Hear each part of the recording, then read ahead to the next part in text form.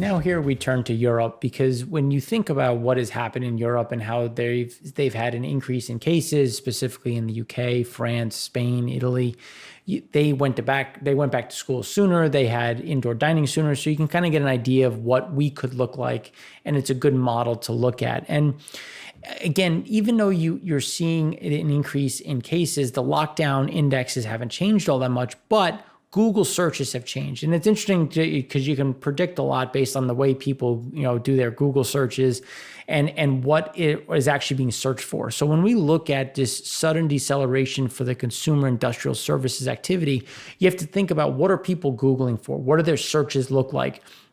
And you can see that as things lock down, well, I shouldn't say lockdown, as COVID cases increased and the potential for lockdowns have risen, you've seen people adjust aggressively the way they're searching. And if you consider, all right, well, before you go shopping, what are you going to go? Are you going to search what you're going to shop for? Are you going to get an idea of pricing, get an idea of where should you go shopping?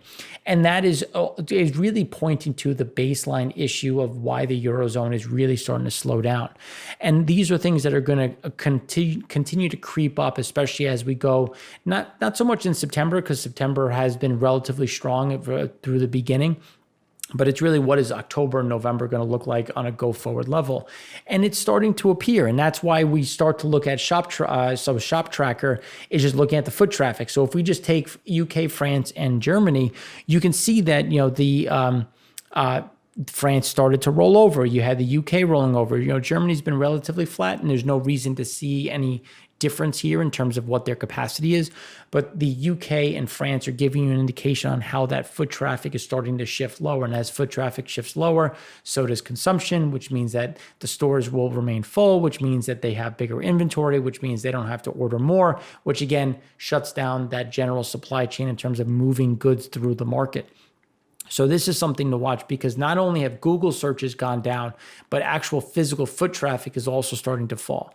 So the Google, that loss of those Google searches, which realistically started, let's call it the beginning of September, and is only accelerated to the downside. That means that what we believe is that this means that October is only going to see an acceleration to the downside on that foot traffic level. So now that we talked, German foot traffic remains relatively stable, we have to really look at what does that manufacturing PMI data look like. And then we'll go through the bigger PMI data points. But here you can see, just when we look at 2018 into 2019 into 2020, this is why we keep talking about how there were issues already arising as we were heading into 2019 into 2020, because the overall manufacturing was under pressure. They put in a good number today, 56.6. It was above what expectations were, which again is a net positive in terms of that little surprise to the upside. But it's not. It's more specific to Germany and not really unifying across the Eurozone or European Union. And that's an inherent problem when you think about, okay, well, Germany's pushing more through, there's a little bit more exports, but again, it's not being benefiting, others aren't benefiting the same way, which is going to cause a bigger slowdown overall, because if they're struggling, well, Germany also exports to them. And if they're not seeing the same type of momentum, then the manufacturing will inherently start to slow, especially as we have some COVID increases across the European zone. So here you can see Spain coming in at about 21.5%, down 21.5% on GDP, again, kind of in line with what expectations were. The bigger issue is like when we start looking at France. So France manufacturing slightly better, 50.9, but again, increasing COVID, changing consumer movements, different types of shape, things are shaping differently. And when we look at the aggregate on the services and composite, we see a big miss where people just aren't doing as much. We saw the big slowdown for September, and September was supposed to be a little bit stronger. So now September is weakening, and just based on what we're seeing in the data points, October will be worse than September so far, based on Google searches, based on based on traffic, based on movements as we've seen in terms of driving. These things are going to continue to weigh on just what is actually happening in the underlying economy. Germany, even though they had a strong manufacturing number, which is important if you consider they're a manufacturing exporting economy, services missed by a wide margin. Expectations were 53, came in at 49.1. Again, these misses are becoming a bigger problem, specifically on the services side, because that tangible nature. So now when we look at the Eurozone on the aggregate on the manufacturing, we see that the manufacturing had a nice beat versus what expectations were of 53.7. So that expansionary side, a lot of that was really driven based on Germany having that big surprise to the upside, but the services missed by a wide margin, pulling the composite down to essentially just a slight growth, because anything above 50 is an expansionary territory. So again, the trend is moving in the wrong direction, with additional headwinds as we head into October, and really the rest of Q4. Now, this isn't something unique just to Germany and Europe, because if you look at another exporting economy, specifically Japan, you can see that the PMIs, again, as we look at 2019 into 2020, continue to disappoint, and the disappointments, it's still in the contractionary level. Manufacturing was a slight miss, was a slight beat versus last month, but again, it's just the composite. It's just the services remain in a contractionary territory, which is going to cause a bigger problem as we start heading into Q4, because Japan just isn't able to export the amount. People aren't able to purchase the amount, which is going to put pressure on GDP overall. So now when we shift to GDP, we're first going to start with the Euro area, because here you can see France, Germany, and Italy, the ones that we boxed just to kind of look at, again, that 2018 into 2019 into 2020.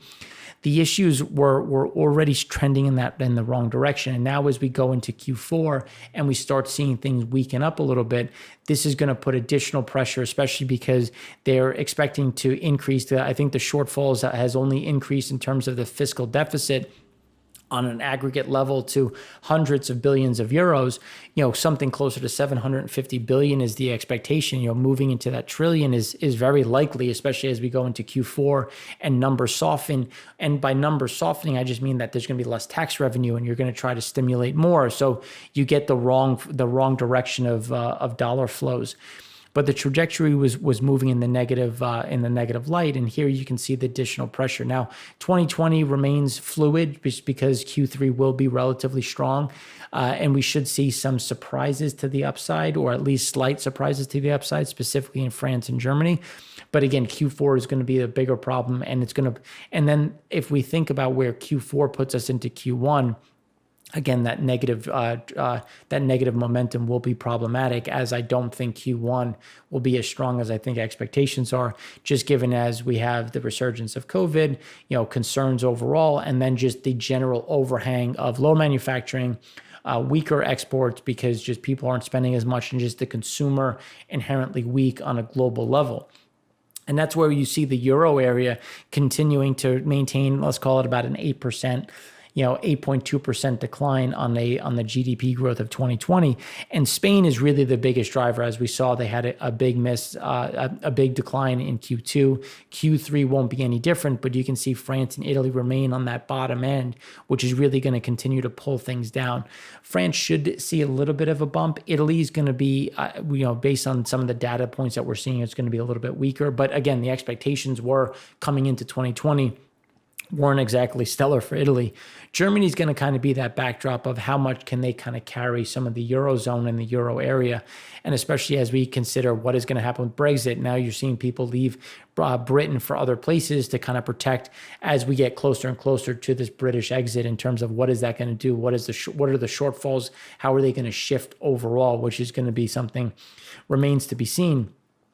Now, as we kind of pull back out a little bit more and we start looking at the G7, I just want to point out two components. Obviously, the U.S., where the expectations is for negative 5.2 in 2020. Based on how things are shaping up into Q4, it's likely to be a little bit worse, just given the expectations are a little high in terms of where jobs will be, where the consumer is going to be. Again, the question is going to be how much relies on the presidential election. Is one going to do more than the other? What does fiscal stimulus look like? Because the Fed is really, do they start buying equities? Realistically, if you buy equities, if you're buying the S&P 500 or the Russell 1000, how are you actually fixing the problem, which is giving people jobs, helping to support the underlying economy? As we talked about earlier in the previous segment, how commercial and industrial loans are going down. You're seeing tightening of lending standards, which is going to inherently slow down just the investment side. So if you think of the consumer and the investment side struggling, we have our deficit, our current account balance, and if you look at exports, imports, is getting worse as exports are falling, imports are increasing. So again, another overhang to the overall economy, and how much can the government really make up? So that's why we think that there's going to be an inherent problem in the U.S. Japan, we talked about in terms of slowing exports, slowing imports. Japan is something that's going to surprise to the upside, or to the downside rather, which is going to be a problem. And then we already went through the euro area. So this is why when we look at these numbers, we think that there is going to be additional revisions to the downside, especially as we go through Q4. Now that we talked about some of those specific areas, it's better to kind of pull back and look at just where does the world economy sit. And again, it's hard to calculate. It's always going to be a moving target, but you can see that we're already seeing our expectations are about 4.5% decline on a global level.